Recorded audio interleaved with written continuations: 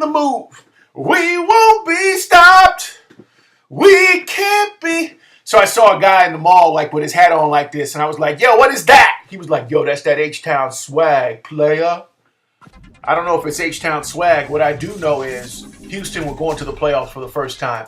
I couldn't be more excited. Look, I know yesterday was disappointing, but they didn't play anybody. Arian Foster didn't play. Andre Johnson played like one snap. And Jake Delhomme showed me that I can have confidence in him as they move forward. God forbid, let me knock on this faux wood. Not really, it's real wood. That TJ Yates doesn't get hurt in the playoffs. And speaking of Yates, he showed some toughness yesterday, right? Boom, my shoulder. And then he came back. He didn't play, but he says he's ready to play against the Bengals on Saturday, 3:30 at Reliance Stadium. Are you ready? Are you ready? You know, this season has had its ups and downs. Let's just take a look back at all the things that have transpired to get us to this point right here. We won't be stopped. They go out and they get a legitimate defensive coordinator. Wade Phillips, the biggest pickup of the offseason.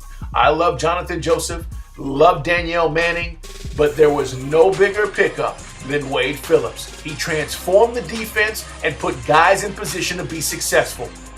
Then you talk about the transformation of the defense with J.J. Watt and Antonio Smith finally playing up to his contract. Hey, Antonio, why don't you have another pool party as motivated as you were this season? You lose your stud on defense in Mario Williams, but your defense is still able to overcome. Connor Barwin, a Pro Bowl type season. Brian Cushing, in my opinion, an All-Pro type season. Both of those guys got snubbed for the Pro Bowl. But the defense has been the difference. And if defense wins football games, and in the playoffs, that's been the mantra, then the Texans have a shot to do something special. I don't know if they go to the Super Bowl, but I do think they give themselves a real good chance at home against the Cincinnati Bengals, a team they were able to beat on the road just a few weeks ago as TJ Yates, mom and dad were crying in the stands. It was so emotional. We call that Yatesing. Hopefully there'll be a lot of Yatesing going on at Reliance Stadium on Saturday. That means you and your girl or your friends crying on each other's shoulder as the Texans win their first playoff game.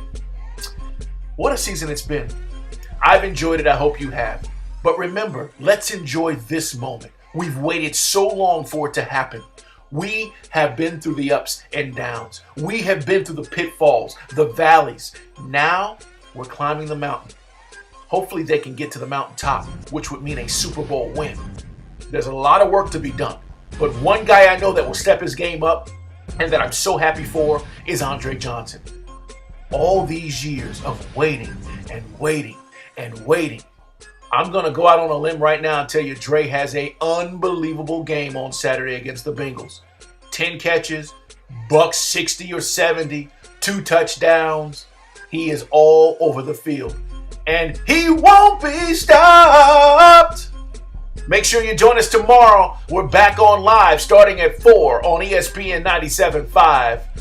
I'm going to go enjoy these bowl games. Hope you do the same. And then it's back to work tomorrow as we get ready for the Texans Bengals Saturday. We won't be stopped.